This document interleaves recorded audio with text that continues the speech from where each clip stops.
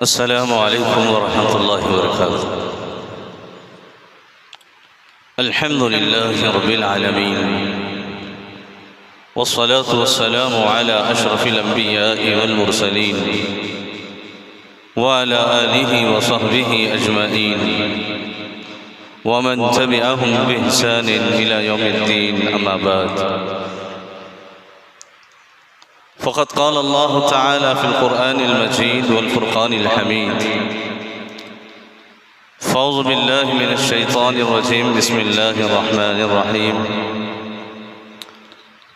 شهر رمضان الذي أنزل فيه القرآن هدى للناس وبينات من الهدى والفرقان، فمن شهد منكم الشهر فليصم. برادران اسلام، بزرگان دین، نوجوان ساتھیوں، عزیز بچوں اور پردہ نشین خواتین اسلام، ایک عظیم مقصد کے تحت ہم یہاں پر جمع ہوئے ہیں. اللہ تعالی ہمارے اس مقصد میں ہمیں کامیابی عطا فرمائے، سننے بیٹھنے کو قبول فرمائے. میں اپنے خطاب کا آغاز کرنے سے پہلے مسجد کے ذمہ داران کا، نوجوانوں کا بے انتہا ممنون و مشکور ہوں کہ آپ نے مجھے دعوت دیا، آپ کے سامنے کچھ کتاب و سنت کی باتیں رکھنے کا موقع عنایت کیا. میرے جانے کے بعد بھی الحمدللہ آپ کے درمیان کئی ایسے نوجوان ہیں جو مسلسل میرے رابطے میں الحمدللہ. یوں سمجھیے کہ یہ آپ لوگوں کی محبت ہے، یہ آپ لوگوں کی اپنائیت ہے. اللہ تعالیٰ اس خلوص اور محبت کو باقی فرمائے اور اسے قبول فرمائے، اور محبت کا مقصد صرف اور صرف اللہ کی رضا ہو. میں خاص طور پر مسجد کے ذمہ داران کا بے انتہا ممنون و مشکور ہوں کہ آپ لوگوں نے مجھے دعوت دی ہے. اللہ تعالیٰ اسے قبول فرمائے اور آپ لوگوں کی خدمات کو بھی قبول فرمائے. جب میں یہاں سے رخصت ہو رہا تھا تو اس وقت مسجد کی شکل کچھ اور تھی، اور آج مسجد کی شکل معیاری طور پر کچھ اور ہے، علمی کاوشوں کے اعتبار سے بھی کچھ اور ہے. اللہ تعالیٰ آپ لوگوں کے بھی کاوشوں کو، کوششوں کو، قربانیوں کو قبول فرمائے. آمین یا رب العالمین. حضرات، میں اس ناحیے سے بھی بڑا ہی خوش نصیب ہوں، اپنے لیے فخر محسوس کر رہا ہوں کہ آپ کے اس سال کا جو ہفتہ واری پروگرام ہے اس کی سعادت اللہ تعالیٰ نے مجھے بخشی. اللہ تعالیٰ جو ہے اسے قبول کرے. چونکہ رمضان کا مہینہ بہت قریب ہے، اس مناسبت سے رمضان میں جو چیز سب سے زیادہ اہمیت کے حامل ہے اس موضوع پر لب کشائی کرنے کے لیے مجھے ایک عنوان دیا گیا ہے، اور وہ عنوان ہے قرآن مجید کے حقوق اور ہمارا طرز عمل. حمد و ثنا کے بعد قرآن مجید کی سورہ بقرہ کی ایک آیت میں نے آپ کے روبرو تلاوت کی ہے. اللہ تعالیٰ نے کہا: شہر رمضان الذی انزل فیہ القرآن. رمضان کا مہینہ وہ مہینہ جس میں ہم نے قرآن نازل کیا ہے. ھدی للناس، یہ قرآن لوگوں کے لیے ہدایت کا سر چشمہ ہے. غور فرمائیں کہ اللہ تبارک و تعالیٰ نے قرآن مجید کو صرف اور صرف رمضان کے مہینے میں نازل کیا. چاہتا تو کسی اور مہینے میں بھی نازل کر سکتا تھا.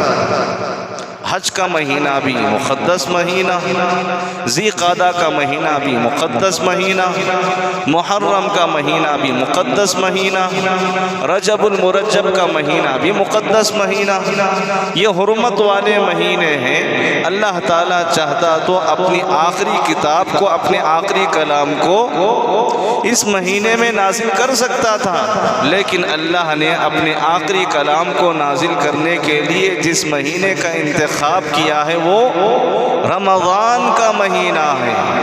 کیا مطلب ہوا؟ رمضان کے مہینے میں اللہ نے اپنی آخری کتاب نازل کی، اور دوسری روایتوں سے بھی پتہ چلتا ہے کہ جتنی بھی آسمانی کتابیں نازل ہوئیں، چاہے وہ زبور ہو، چاہے وہ تورات ہو، چاہے وہ انجیل ہو، اللہ تعالیٰ نے صرف اور صرف رمضان کے مہینے میں ہی کتابیں نازل کی ہیں، اور اپنی آخری کتاب کو بھی اسی مہینے میں نازل کی ہے۔ اس کا مطلب یہ ہوا کہ ماہ رمضان یہ ماہ قرآن ہے۔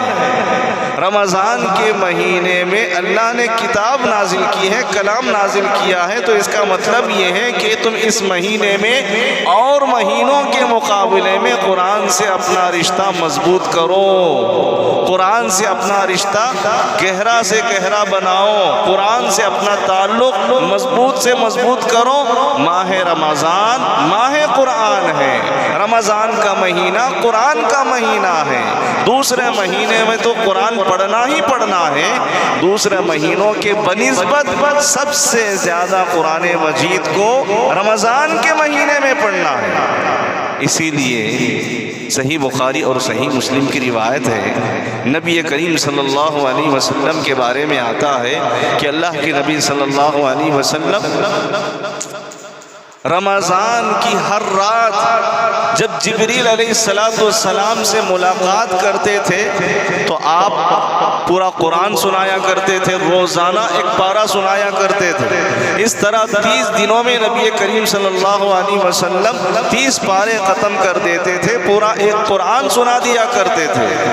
یعرض علیہ النبی القرآن، جب بھی آپ سے جبرائیل سے ملاقات ہوتی تھی تو آپ ان کے سامنے قرآن پڑھا کرتے تھے رمضان کے مہینے میں۔ اور روایتوں میں یہ الفاظ بھی ہے، جس سال نبی کریم صلی اللہ علیہ وسلم کا انتقال ہوا، جو آپ کی زندگی کا سب سے آخری رمضان تھا، اس میں نبی کریم صلی اللہ علیہ وسلم نے 2 مرتبہ قرآن مجید ختم کیا ہے۔ پتہ کیا چلا؟ پتہ یہ چلا کہ ہمیں قرآن مجید کو اور مہینوں میں تو تلاوت کرنا ہی کرنا ہے، لیکن رمضان کے مہینے میں خصوصیت کے ساتھ اس کی تلاوت کرنی ہے، اس سے اپنا تعلق قائم کرنا ہے۔ قرآن مجید کے بہت سارے حقوق ہیں، میں ان حقوق کو تو آپ کے سامنے تفصیل کے طور پہ پیش کروں گا، لیکن اس سے پہلے قرآن مجید کی عظمت کو یاد دلانا چاہوں گا، قرآن مجید کا احساس آپ کے دلوں میں بٹھانا چاہوں گا کہ یہ بہت ہی محترم کتاب ہے، یہ مقدس کتاب ہے، یہ برکتوں سے بھری کتاب ہے، یہ ہماری زندگیوں میں انقلاب پیدا کرنے والی کتاب ہے، یہ ایسی کتاب ہے، اللہ اکبر، نبی کریم صلی اللہ علیہ وسلم پہ جس دن نازل ہوئی اس دن سے لے کے آج تک محفوظ کتاب ہے۔ دنیا کی ساری کتابوں میں ترمیم ہو سکتی ہے، تبدیلی ہو سکتی ہے، تحریف ہو سکتا ہے، کچھ گھٹاؤ اور بڑھاؤ ہو سکتا ہے، لیکن قرآن مجید ایک واحد کتاب ہے جس میں ذرہ برابر اونچ نیچ نہیں ہو سکتا، اس میں زیر و زبر کا بھی فرق نہیں ہو سکتا، چونکہ اللہ تبارک و تعالیٰ نے اس کی حفاظت کی ذمہ داری لی ہے۔ پوری دنیا میں بے شمار کتابیں آپ کو ملیں گی، اور پوری دنیا کے اندر مختلف مذاہب کے ماننے والے ہیں، ان کے پاس اپنے اپنے کتابیں ہیں، لیکن ساری کتابوں میں تحریف ہو چکی ہے، ساری کتابوں میں رد و بدل ہو چکا ہے۔ ایک کتاب ہے قرآن مجید، جس میں روز اول سے لے کے تا قیامت، صبح کی قیامت کی صبح تک ایک حرف بھی، ایک زبر بھی اس میں ذرہ برابر رد و بدل نہیں ہو سکتا، چونکہ اللہ تعالیٰ نے اس کی حفاظت کی ذمہ داری لی ہے۔ اِنَّا نَحْنُ نَزَّلْنَا الذِّكْرَ وَإِنَّا لَهُ لَحَافِظُونَ، ہم نے اس قرآن کو نازل کیا ہے، ہم ہی اس کی حفاظت کرنے والے ہیں۔ پوری دنیا چاہے لاکھ کوشش کر لے اللہ کی کتاب کو ختم کرنے کے لیے، اللہ کی کتاب کو مٹانے کے لیے، اس میں ترمیم سے کام لینے کے لیے، کبھی ذرہ برابر اس میں انقلاب پیدا نہیں کیا جا سکتا، اس میں ترمیم نہیں کیا جا سکتا۔ یہ جو مجلس ہے جس میں میں اور آپ بیٹھے ہوئے ہیں، یہ اللہ تعالیٰ کے نزدیک بہت ہی محبوب مجلس ہے۔ اس مجلس کے محبوب ہونے کے بہت سارے وجوہات ہیں، جس میں سے ایک اہم وجہ جس کا ذکر نبی کریم صلی اللہ علیہ وسلم نے حدیث میں کیا ہے، اللہ کے گھروں میں سے کوئی گھر جس میں اللہ کے بندے جمع ہوتے ہیں، اور جمع ہو کے کیا کرتے ہیں؟ قرآن مجید پڑھتے ہیں، پڑھاتے ہیں، سیکھتے ہیں، سکھاتے ہیں، سمجھتے ہیں، سمجھاتے ہیں، سنتے ہیں، سناتے ہیں۔ اللہ تعالیٰ ایسے مجلس پر سکینت نازل کرتا ہے، ایسے مجلس کو فرشتے گھیر لیا کرتے ہیں، اور ایسی مجلس کا تذکرہ اللہ تعالیٰ اپنے ملائے اعلیٰ یعنی کہ فرشتے جو مقرب فرشتے ہیں، اللہ کے پاس جو خاص فرشتے ہیں، ان کے سامنے اللہ تعالیٰ اس مجلس کا ذکر کرتا ہے۔ وغشیتہم الرحمہ وحفتہم الملائکہ تتنزل علیہم السکینہ، حدیث میں الفاظ جو آتے ہیں، سکینت اللہ نازل کرتا ہے، فرشتوں کو اللہ تبارک و تعالیٰ پر پھیلانے کے لیے کہہ دیتا ہے، فرشتے اپنے پروں کے ذریعے سے اس مجلس کو گھیر لیتے ہیں۔ یہ ساری کچھ فضیلتیں کیوں حاصل ہوئی؟ کس وجہ سے حاصل ہوئی؟ بابرکت مجلس کی وجہ سے۔ اور یہ مجلس اللہ تعالیٰ کے نزدیک محبوب قرار کیوں پائی؟ قرآن مجید کے درس کی وجہ سے، قرآن مجید کے تذکرے کی وجہ سے، قرآن مجید کے ذکر کی وجہ سے، قرآن مجید کے پڑھنے کی وجہ سے، پڑھانے کی وجہ سے، سمجھنے کی وجہ سے، سمجھانے کی وجہ سے۔ اس سے آپ اندازہ لگائیے کہ قرآن مجید کتنی عظیم کتاب ہے۔ اسی طریقے سے نبی کریم صلی اللہ علیہ وسلم نے احادیث کے اندر خاص طور پر یہ بات بھی بیان کی ہے کہ دنیا میں انسان جو علوم حاصل کرنا چاہے حاصل کرے۔ بہت سارے علوم ہیں دنیا کے اندر، لیکن سب سے بہترین علم جسے حاصل کرنا چاہیے وہ ہے قرآن مجید۔ اور آپ نے حدیث میں یہ بھی کہا، قرآن مجید کو سیکھنے والا، سکھانے والا، معلم، متعلم، استاد، شاگرد، آپ نے کہا کہ دنیا میں یہ سب سے بہترین ہے، ان سے بہتر کوئی اور نہیں ہے۔ آپ نے کیا فرمایا؟ خیرکم من تعلم القرآن وعلمہ، تم میں کا سب سے بہترین شخص وہ ہے جو قرآن کو سیکھتا ہے، سکھاتا ہے، پڑھتا ہے، پڑھاتا ہے۔ صرف قرآن مجید کی وجہ سے اللہ اکبر یہ فضیلت حاصل ہے۔ اللہ کے نبی کیا فرما رہے ہیں؟ پوری دنیا میں سب سے بہترین انسان، پوری دنیا میں سب سے بہترین انسان وہ ہے جو قرآن کو سیکھتا ہے اور سکھاتا ہے۔ استاد کا بھی درجہ بڑا ہے، شاگرد کا بھی درجہ بڑا ہے، اور اللہ کے پاس یہ درجہ صرف اور صرف قرآن مجید کی وجہ سے، اس کی عظمت کی وجہ سے، اس کے ادب و احترام کی وجہ سے، اور اس کی قدر و منزلت کی وجہ سے۔ تو لہٰذا یہ کتاب کوئی معمولی کتاب نہیں ہے جسے یوں نظر انداز کیا جائے۔ اور حدیث میں اللہ کے نبی صلی اللہ علیہ وسلم نے کیا فرمایا قرآن مجید کے تعلق سے؟ آپ نے حدیث میں کہا کہ اس کے ایک ایک حرف پہ 10 نیکیاں ملتی ہیں۔ اس کے ایک ایک حرف پہ 10۔ دنیا میں جتنی بھی کتابیں آپ اٹھائیں گے، آپ پڑھیں گے، تو اس کی ثواب کا، اس کے اجر کا کوئی اعتبار نہیں ہے، کوئی ضمانت نہیں۔ لیکن جب آپ اللہ کی کتاب اٹھائیں گے، جب اس کا ایک حرف بھی پڑھیں گے، چاہے سمجھ میں آئے نہ سمجھ میں آئے۔ بہت سارے لوگ، ہم جب رمضان کا مہینہ آتا ہے قرآن مجید کو اٹھا کے پڑھتے ہیں، کسی کو اما پارا آتا ہے، کسی کو چند صورتیں آتی ہیں، پڑھتے ہیں۔ آپ سمجھ میں آتا ہے؟ آپ کو نہیں سمجھ میں آتا، لیکن پڑھتے ہیں۔ اللہ تبارک و تعالیٰ نے کہا کہ دیکھو تم جو بھی پڑھتے ہو، تمہارے ایک ایک حرف پہ میں تمہیں 10 نیکیاں دیتا ہوں۔ آگے وہ روایت پیش کروں گا۔ نبی کریم صلی اللہ علیہ وسلم نے کیا فرمایا؟ کہا کہ اللہ کی کتاب کو جو بھی پڑھتا ہے، اس کا ایک حرف کے بدلے میں 10 ایک نیکی نہیں بلکہ ایک نیکی سے آگے بڑھ کے 10 نیکیاں دیتا ہے۔ 10 نیکیوں سے آگے بڑھ کے اللہ تعالیٰ چاہے تو اسے اور بڑھا دے سکتا ہے۔ میں یہ نہیں کہتا کہ الف لام میم ایک حرف ہے، بلکہ الف ایک حرف ہے، میم ایک حرف ہے، لام ایک حرف ہے۔ الف کے پڑھنے کی وجہ سے 10 نیکیاں ملتی ہیں، لام کے پڑھنے کی وجہ سے 10 نیکیاں ملتی ہیں، میم کے پڑھنے کی وجہ سے 10 نیکیاں ملتی ہیں۔ اس طرح الف لام میم جب تم پڑھتے ہو تو اللہ تعالیٰ تمہیں 30 نیکیاں دیتا ہے، اور بغیر سمجھے تم پڑھ رہے ہو، تمہیں یہ کتاب کا معنی مفہوم کچھ نہیں معلوم، اس کے باوجود اللہ تعالیٰ تمہیں اجر و ثواب سے نوازا۔ یہ اللہ کا بندوں پہ بہت بڑا احسان ہے۔ حضرات، اس کے بہت سارے فضائل ہیں، اس کے بہت سارے خصوصیات ہیں۔ کتاب اللہ سے اپنا رشتہ جوڑیے، قرآن مجید کو روزانہ پڑھیے، قرآن مجید کی تلاوت کو سمجھیے، اس کے مقام اور اس کے مرتبے کو سمجھیے، اس کو اپنے زندگی سے جوڑ لیجئے، اپنا اوڑھنا بچھونا قرآن مجید کو بنا لیجئے۔ یقین مانیے جو شخص اللہ کی اس کتاب سے اپنا رشتہ مضبوط کر لیتا ہے، یہ کتاب دنیا میں بھی اسے عزت دے گی اور آخرت میں بھی اسے عزت دے گی۔ جو اس کتاب سے اپنا رشتہ توڑ لیتا ہے، یہ کتاب اسے دنیا میں بھی رسوا کرے گی اور آخرت میں بھی اسے رسوا کرے گی۔ یاد رہیں یہ بات، کل قیامت کے دن اللہ تبارک و تعالیٰ اس قرآن کو شفاعت کی اجازت دے گا۔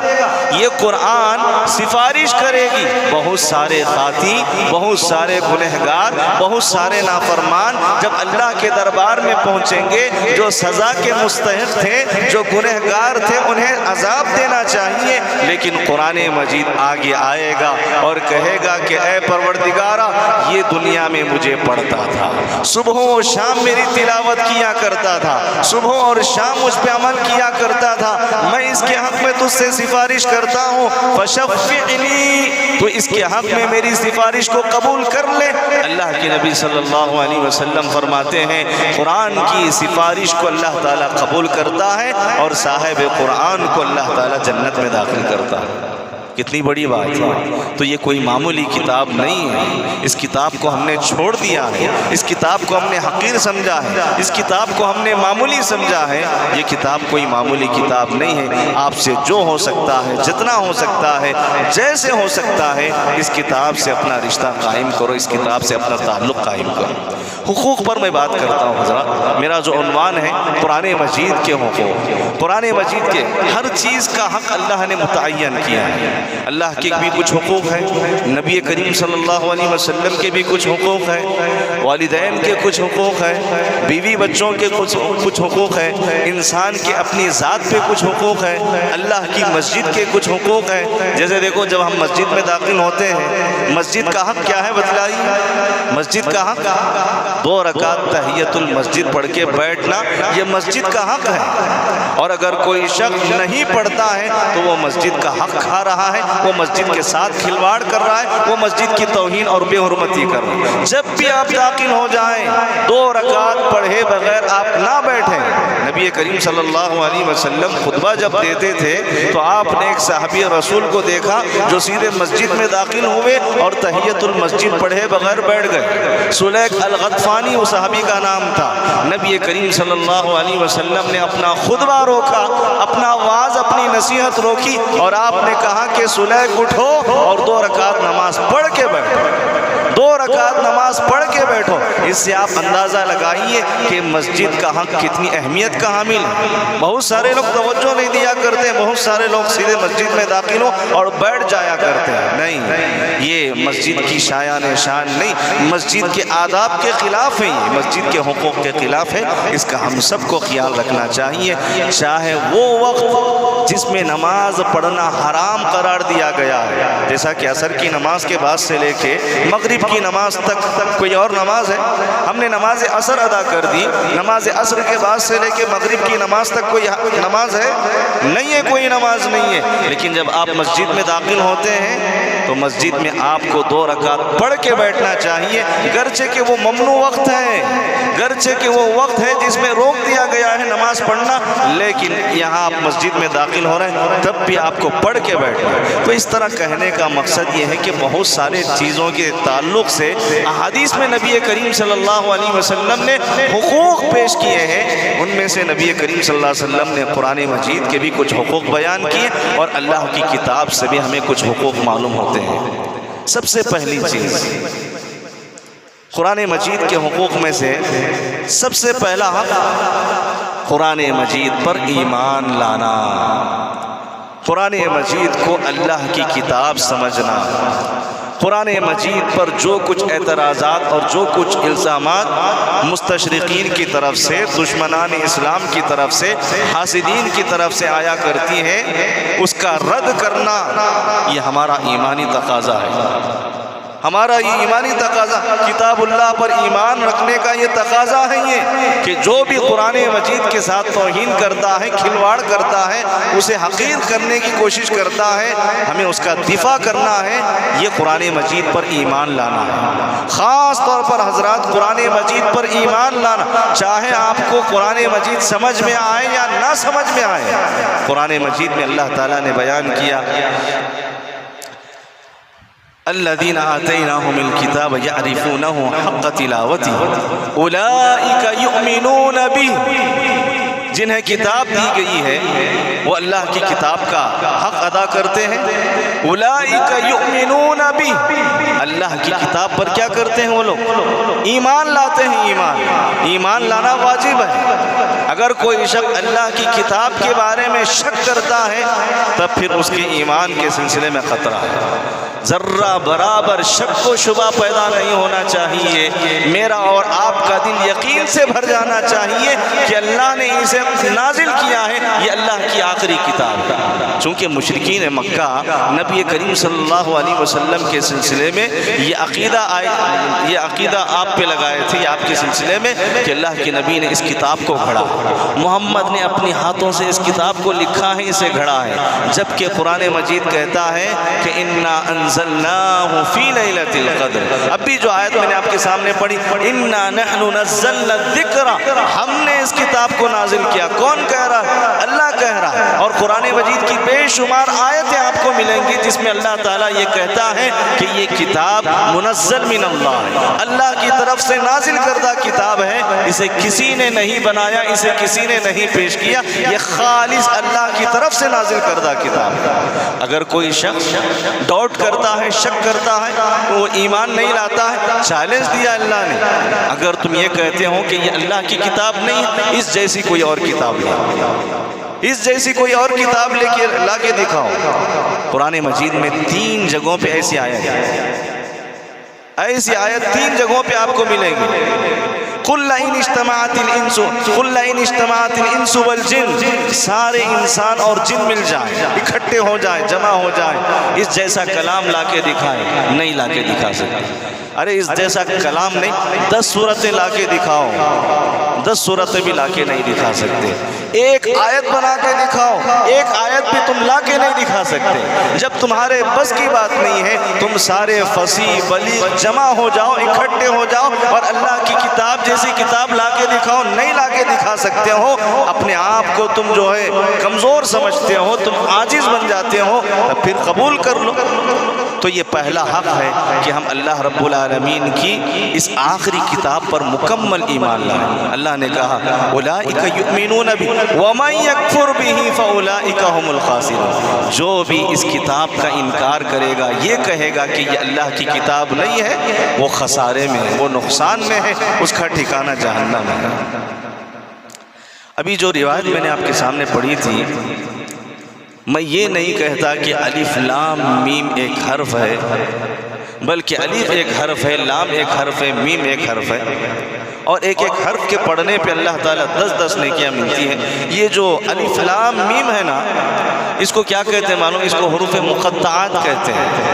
حروف مقطعات، کٹے ہوئے حروف کو ہم جب پڑھتے ہیں اس کو الف لام میم، اگر اس کو جوڑا جائے تو علم ہوتا ہے، لیکن جب ہم اس کو الگ الگ کر کے پڑھتے ہیں الف لام میم، تو اس کو حروف مقطعات کہتے ہیں۔ حروف مقطعات کا مطلب کٹے ہوئے حروف، کاٹ کاٹ کے ہم اس کو پڑھ رہے ہیں۔ اس کے سلسلے میں مفسرین نے چند باتیں ذکر کی ہیں۔ سب سے پہلی بات یہ ذکر کی ہے، یہ جو الف لام میم ہے، اس کا معنی کس کو معلوم ہے؟ اس کا معنی کس نے بتلایا؟ کیا نبی کریم صلی اللہ علیہ وسلم نے الف لام میم کا معنی بتلایا ہے؟ کسی نے دنیا میں آج تک اس کا معنی نہیں بتلایا۔ اللہ تبارک و تعالیٰ کا یہ خاص علم ہے، یہ وہابی علم ہے۔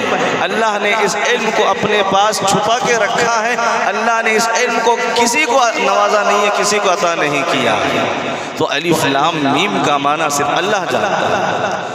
دوسرا مقصد اور دوسری وجہ یہ پیش کرتے ہیں کہ ان آیتوں الف لام میم کو یا حروف مقطعات کو نازل کرنے کی بنیادی وجہ اللہ تعالیٰ بندوں سے امتحان لینا چاہتا ہے، انہیں آزمانا چاہتا ہے۔ میرے بندے جو آیتیں انہیں سمجھ میں آتی ہیں کیا صرف اسی پر ایمان لے کے آئیں گے، اور جو آیتیں سمجھ میں نہیں آتی ہیں اس پر بھی ایمان لے کے آئیں گے؟ ذالک الکتاب لا ریب فیہ کا مطلب کیا ہے بتلائیے؟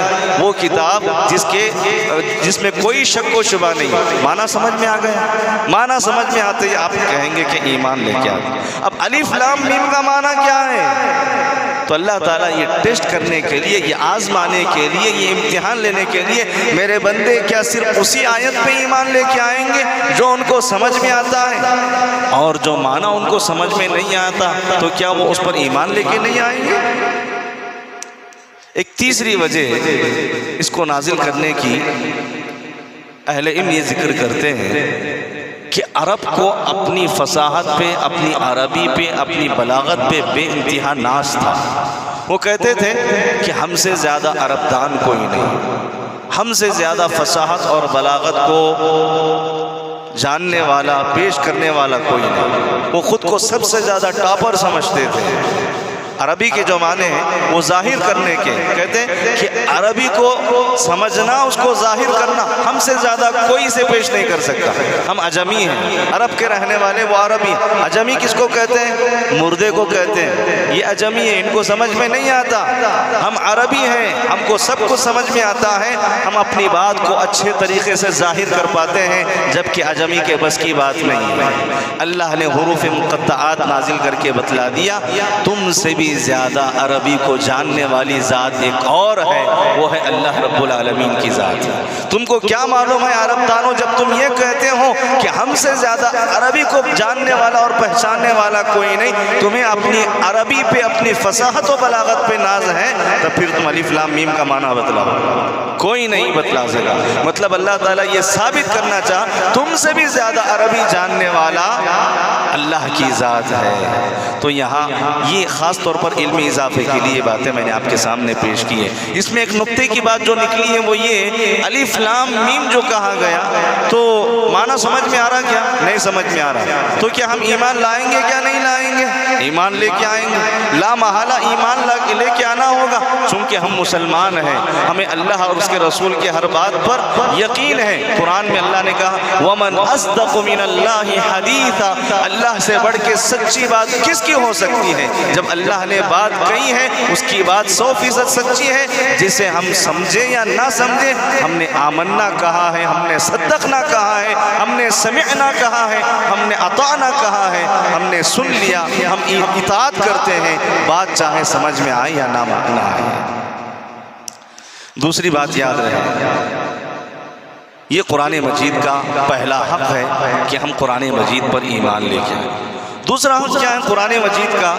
قرآن مجید کا دوسرا حق قرآن مجید کی تلاوت کرنا، قرآن مجید کو پڑھنا، قرآن مجید کو یاد کر کے اس کی تلاوت کرنا، اور قرآن مجید کو پڑھنے کے لیے جو کچھ پڑھنے کے تدابیر ہو سکتے ہیں، راستے ہو سکتے ہیں، اسے اختیار کرنا۔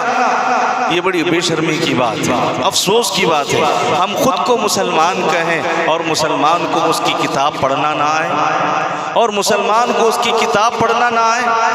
معاف کیجئے، ہمارے معاشرے کے اندر آپ کو ہزاروں کی تعداد میں ملیں گے جو نام لیوا مسلمان ہیں، جن کی زندگیاں ختم ہو گئیں، داڑیاں سفید ہو گئیں، ان کی ہڈیاں کمزور پڑ گئیں، لیکن آج بھی ان کے اندر یہ خواہش نہیں جاگتی کہ وہ اللہ کی کتاب کو پڑھنے کی کوشش کریں، اللہ کی کتاب کو سمجھنے کی اور اس کو پڑھنے کی کوشش کریں، اس کو سیکھنے کی کوشش کریں۔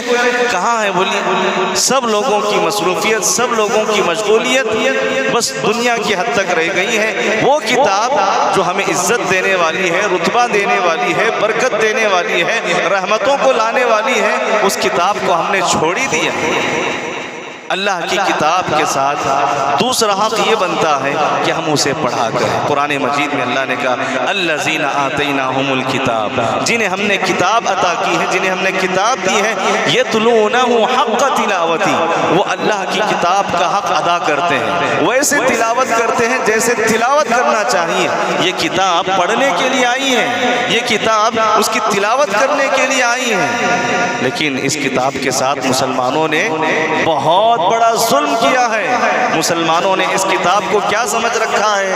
یہ کتاب صرف اور صرف طاقوں میں سجانے کے لیے آئی، یہ کتاب صرف اور صرف تحفے میں دینے کے لیے آئی، یہ کتاب صرف اور صرف جب بیٹی کو اپنے گھر سے رخصت کرتے ہیں اسے سجا کے دینے کے لیے آئی۔ وہ ایک ماہر القادری ایک بہت بڑا شاعر ہے، آپ جب نیٹ پہ جائیں گے تو اس کی اشعار آپ کو ملیں گے، یہ بڑے معروف اور مشہور اشعار ہیں۔ اس نے کیا کہا؟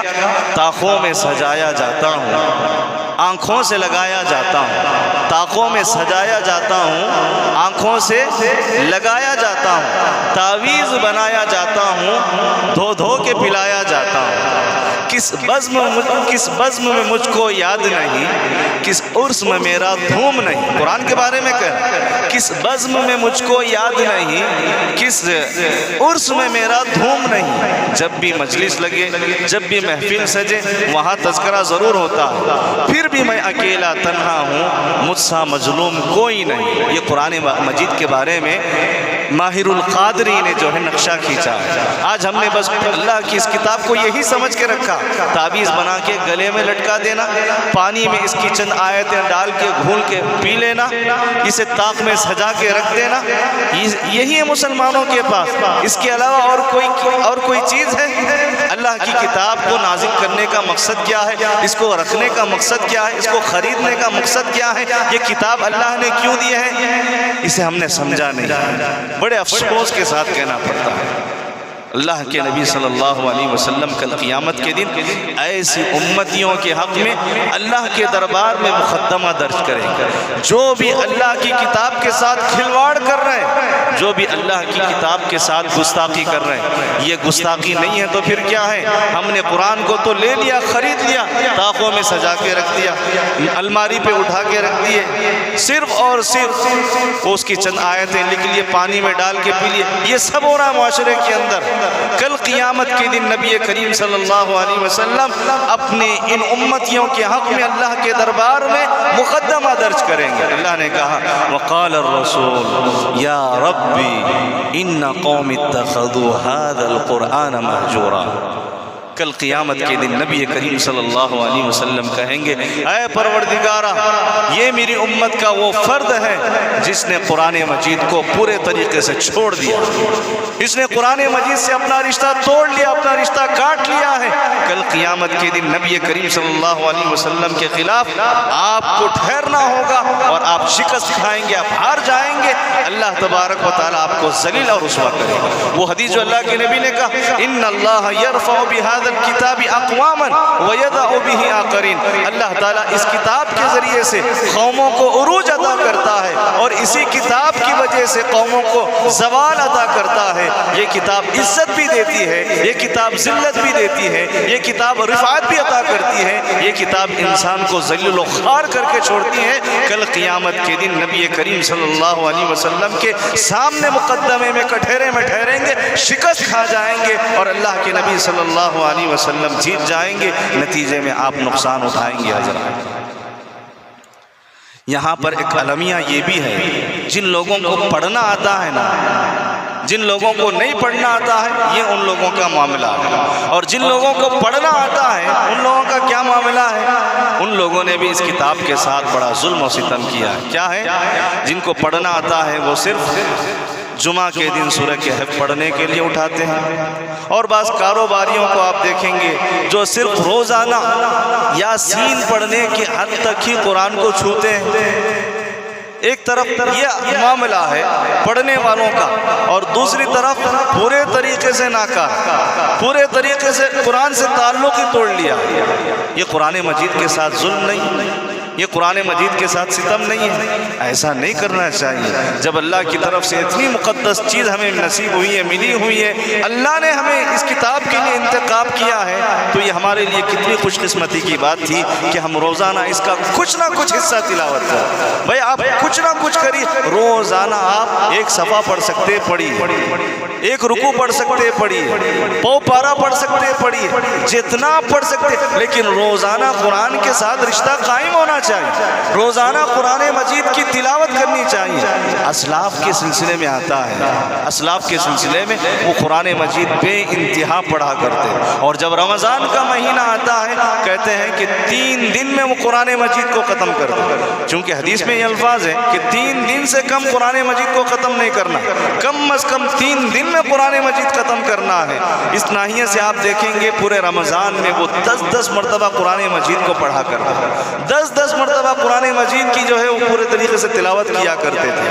لیکن آج بڑے مشکل سے رمضان کے مہینے میں ہم 1 مرتبہ قرآن ختم کرتے ہیں تو 10 لوگوں کو بولتے ہوئے پھرتے ہیں میں نے 1 قرآن ختم کر دی، میں نے 2 قرآن ختم کر دی، اور جیسے ہی رمضان ختم ہوتا ہے پھر اس کے بعد آپ کتنے مرتبہ قرآن ختم کرتے ہیں؟ پورا سال بھی بیت جاتا ہے، پورا 1 قرآن تو چھوڑیے، 1 پارہ بمشکل 10 پارے جن کو اللہ توفیق دیتا ہے وہ 10 پارے بھی صحیح سے پڑھ نہیں پاتے۔ تو یہ چیز نہیں ہونی چاہیے میرے بھائی، قرآن مجید کے ساتھ ہم کھلواڑ کر رہے ہیں، قرآن مجید کے ساتھ ہم توہین کر رہے ہیں۔ تو قرآن مجید کی عظمت اور اس کے حق کو سمجھیے، روزانہ قرآن مجید کی تلاوت کیجیے۔ یہ قرآن مجید کا دوسرا حق ہے کہ ہم اسے روزانہ پڑھا کریں، اس کی تلاوت کیا سیکھیے، آپ سیکھیے۔ آپ کے پاس بڑے بڑے الحمدللہ علماء آتے ہیں، یہاں پر آپ کی مسجد میں جو عالم صاحب ہیں وہ جتنا وقت دے سکتے ہیں، جو دے سکتے ہیں، آپ ان سے جیسے بات طے کر کے جو سیکھ سکتے ہیں آپ کے پاس سکھانے والے موجود ہیں، اور اس کے علاوہ بھی بے شمار راستے موجود ہیں۔ آج تو آن لائن کا زمانہ ہے، آپ ہر جگہ سے بیٹھے آپ قرآن مجید کو سیکھ سکتے ہیں، پڑھ سکتے ہیں، تلاوت کر سکتے ہیں، سارے آپ کے پاس انتظامات موجود ہیں۔ پڑھنے والوں کی کمی ہے، باقاعدہ کنواں بھرا ہوا ہے، پیاسوں کی تلاش ہے، آؤ اپنا پیاس بجھا لو، لیکن پیاس بجھانے کے لیے تیار نہیں ہے۔ اللہ کی اس کتاب کے ساتھ کھلواڑ مت کیجیے، یہ اللہ کی طرف سے ملنے والی عظیم نعمت ہے۔ ان ھذا القرآن یہدی للتی ہی اقوم، یہ قرآن مجید یہ لوگوں کی ہدایت کے لیے نازل کی گئی ہے۔ سیدھا راستہ چاہیے، خوشگوار زندگی چاہیے، دنیاوی اور اخروی کامیابی چاہیے، دنیاوی اور اخروی سرخ روئی چاہیے، اس کتاب کے ساتھ اپنا رشتہ قائم کر کے تو دیکھیے، اس کتاب کے ساتھ اپنا تعلق قائم کر کے تو دیکھیے۔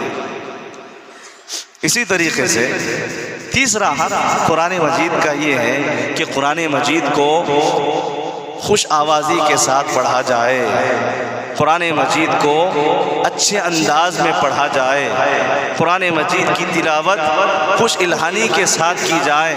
آپ دیکھو ماشاءاللہ، اللہ رحم فرمائے، اللہ مسلمانوں کو ہدایت عطا فرمائے۔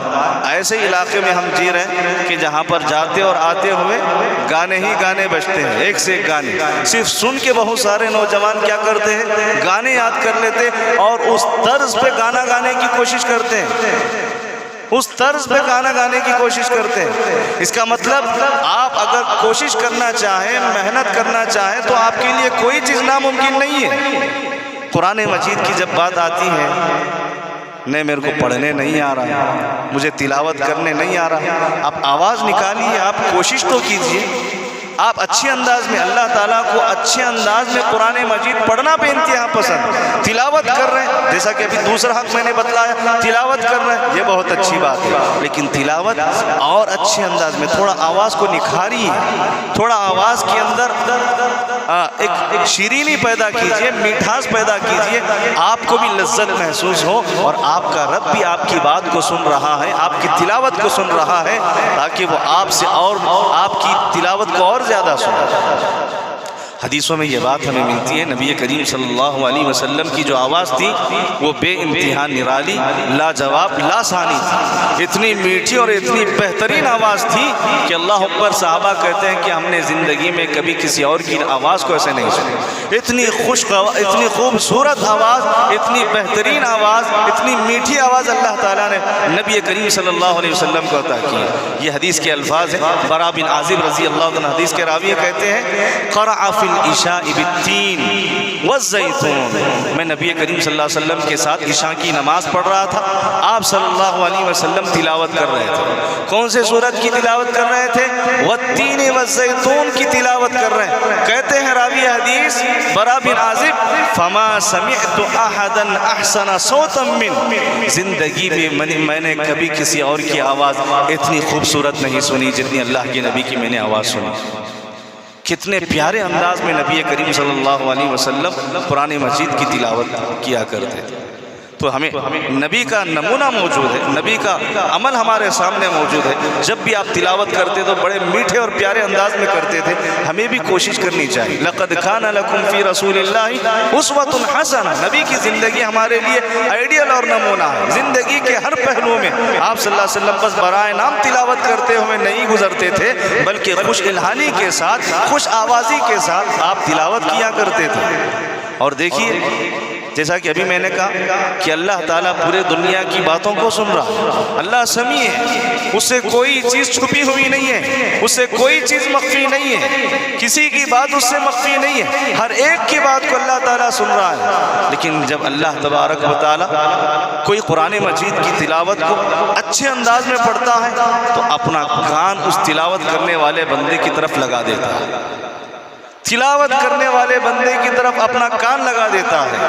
یہ صحیح بخاری اور صحیح مسلم کی روایت ہے، جس کے راوی حضرت ابو ہریرہ رضی اللہ عنہ ہے، کہتے ہیں ما آذن لی شیء ما آذن لی نبی یتغنى بالقرآن، اللہ تعالیٰ کسی اور چیز کی طرف اپنا کان نہیں دھرتا جتنا کان اللہ تعالیٰ نبی کی قرآن مجید کی تلاوت کے وقت اپنا کان دھرتا ہے، اپنا کان اللہ تعالیٰ لگا دیتا ہے۔ جب نبی تلاوت کرتا ہے قرآن مجید کی خوش آوازی کے ساتھ تو اللہ تعالیٰ بڑے توجہ کے ساتھ اس کی آواز کو سننے کے لیے اپنا کان لگا دیتا ہے۔ یہ حدیث کے الفاظ ہیں۔ پتہ کیا چلا اس حدیث سے؟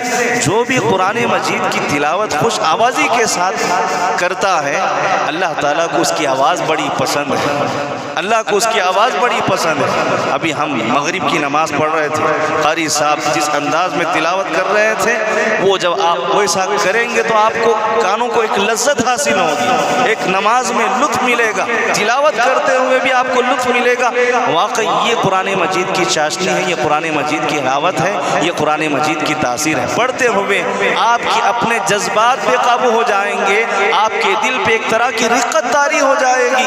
قرآن ایسے تلاوت کرنا چاہیے۔ اور ایک حدیث میں تو اللہ کے نبی صلی اللہ علیہ وسلم نے ایسے لوگوں سے اپنا تعلق توڑنے کا اعلان کیا ہے جو قرآن مجید کو اچھے انداز میں نہیں پڑھے۔ صرف پڑھنا نہیں ہے، جیسا کہ میں نے کہا برائے نام پڑھنا نہیں، جیسا مثال کے طور پہ آپ مان لیجئے سورہ اخلاص آپ کو آتا ہے، پڑھ رہے آپ قل هو اللہ، کچھ بھی آپ تھوڑا اس میں لہن لائیے، تھوڑا اس کے اندر آپ نکھار پیدا کیجئے۔ سادہ پڑھنا قل هو اللہ احد اللہ الصمد، پڑھنے سے آپ کو ثواب تو مل جاتا ہے، اللہ تعالیٰ اجر سے تو نوازتا ہے، لیکن آپ کی آواز کو اللہ تعالیٰ اس وقت سنتا ہے جب آپ اسے خوش آوازی کے ساتھ پڑھیں گے۔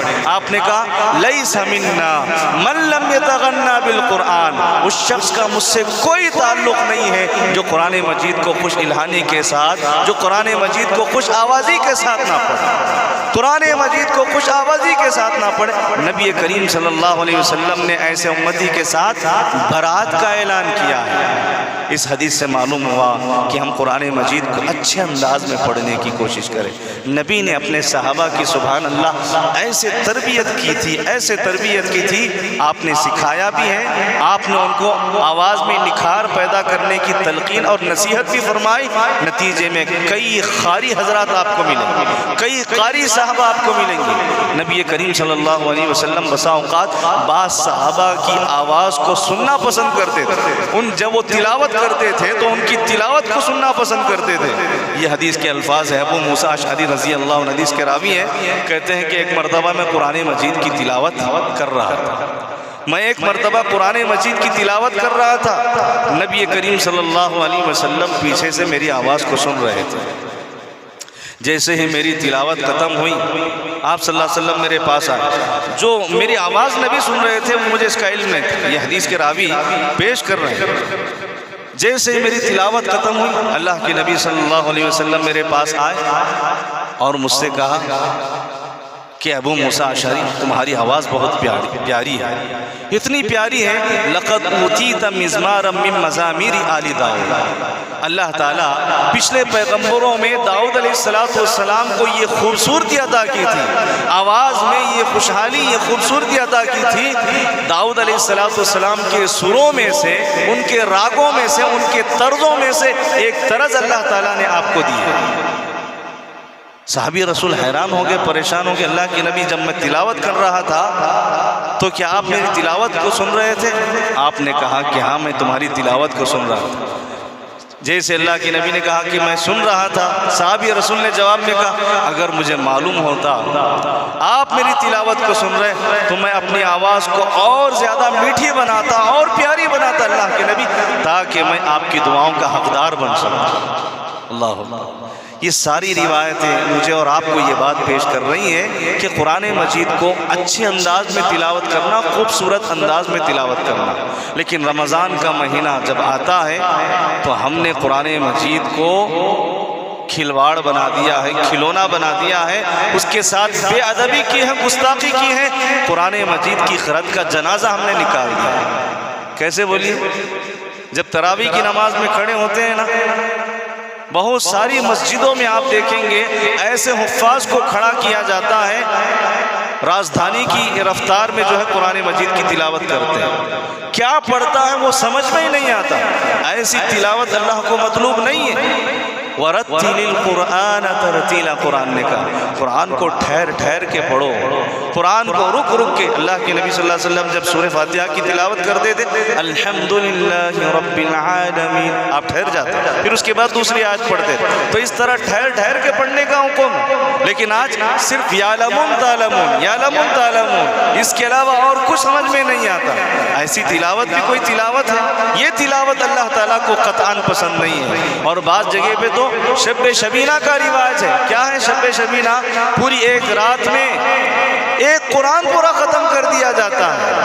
اب نہیں معلوم اللہ اکبر الامان والحفیظ کیسے تلاوت کرتا ہوگا، کیا یہ ممکن سی بات ہے ایک رات میں پوری قرآن ختم کر دی جائے؟ ایک رات میں پوری، تیز رفتار میں بھی اگر آپ پڑھیں گے تو پوری ایک رات میں قرآن ختم نہیں ہوگی، لیکن وہ کیسے پڑھتا ہے، کیا پڑھتا ہے؟ اللہ اکبر، نہ پڑھنے والے کو کچھ سمجھ میں آتا ہے، نہ پیچھے ٹھہرنے والوں کو کچھ سمجھ میں آتا ہے۔ بتلائیے یہ قرآن مجید کے ساتھ ادب ہے یا بے ادبی ہے؟ یہ قرآن مجید کے ساتھ احترام ہے یا اس کے ساتھ گستاخی اور کھلواڑ ہے؟ ظاہر سی بات ہے یہ اللہ کی کتاب کے ساتھ ہم نے کھلواڑ کیا ہے، گستاخی کی ہے۔ اللہ تعالیٰ کو ایسی تلاوت قطعاً مطلوب نہیں ہے، نہ حدیث میں اللہ کے نبی صلی اللہ علیہ وسلم نے اس طرف نشاندہی فرمائی ہے۔ لہٰذا قرآن مجید کو جب کسی حافظ قرآن کے پیچھے ہم نماز پڑھتے ہیں،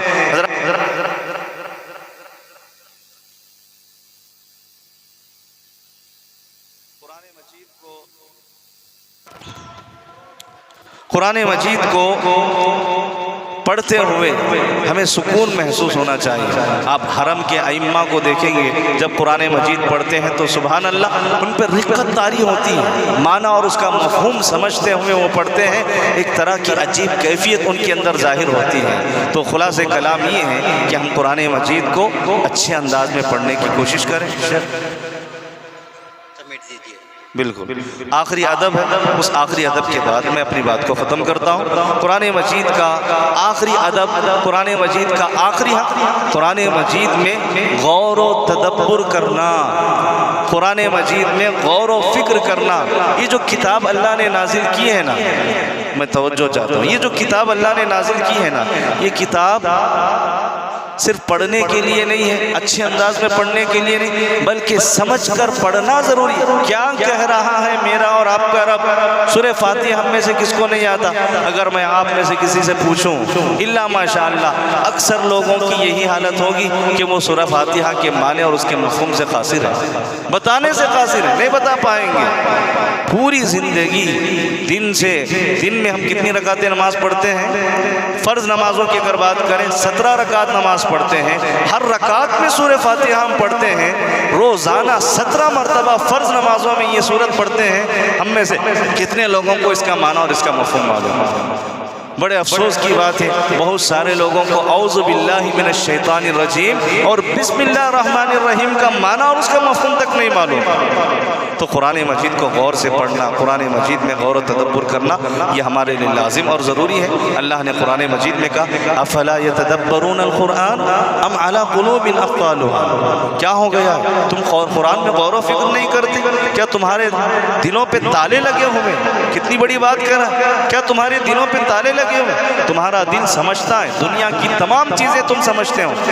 معاف کیجیے، یہاں پر یہ بات افسوس کے ساتھ میں ذکر کر رہا ہوں، اگر کوئی انگلش سامنے بات آ گئی، پکچر آ گئی، سمجھ میں نہیں آیا تو بازو والے سے پوچھتا کیا ہے اس میں، کیا بول رہا، کچھ ہنسی کی بات ہے؟ یا ڈاکیومنٹ جب ہم بناتے ہیں اس میں کچھ لکھا ہوا ہے، جا کے پڑھاتے ہیں کیا ہے، کوئی غلط بات تو؟ یہ دنیا کی تمام چیزوں کو سمجھنے کی ہم کوشش کرتے ہیں، اللہ کی کتاب کی جب بات آتی ہے نہیں، وہ کتاب ہم سمجھ نہیں سکتے، اس کے لیے 28 علوم کی ضرورت ہے، اس کے لیے اتنے علوم کی ضرورت ہے۔ اس طرح ہم اللہ کی کتاب کے ساتھ جو ہے کھلواڑ کرتے ہیں۔ تو چوتھا حق اللہ کی کتاب کا قرآن مجید میں غور و فکر کرنا۔ جو بھی صورتیں آپ کو یاد ہے، خدا را واسطہ، اللہ کا واسطہ کہ آپ ان کے معنی اور اس کے مفہوم کو سمجھنے کی کوشش کیجیے۔ اللہ تعالیٰ سے دعا ہے کہ اللہ تعالیٰ ہمیں قرآن مجید کو اس کے حق کے ساتھ پڑھنے کی توفیق عطا فرمائے، قرآن مجید کے حقوق کو ادا کرنے کی توفیق عطا فرمائے۔ اللہ تعالیٰ قرآن مجید کو سیکھنے والا بنائے، سکھانے والا بنائے، سمجھنے والا بنائے، سمجھانے والا بنائے۔ اللہ تعالیٰ کہنے سننے سے زیادہ عمل کرنے کی ہم سب کو توفیق عطا فرمائے، آمین یا رب العالمین۔ اب سوالات کی انشاءاللہ نشست ہوگی، آپ کے سامنے انشاءاللہ جناب عبدالحمید ہمدم صاحب جو ہے سوالات کریں گے۔